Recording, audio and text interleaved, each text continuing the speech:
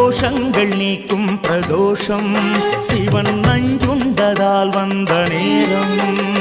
நாம் செய்த தீவினைகள் யாவும் அந்த பிறை சூடன் அருளாலே தீரும்.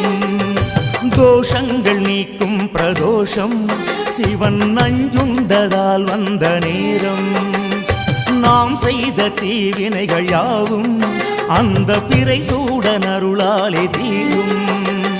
நாரணன் விடையாக நந்தியின் கொம்பிடையில் சிவனாடும் நேரம் இது. சிவன் வரும் சுகமான நேரம் இது.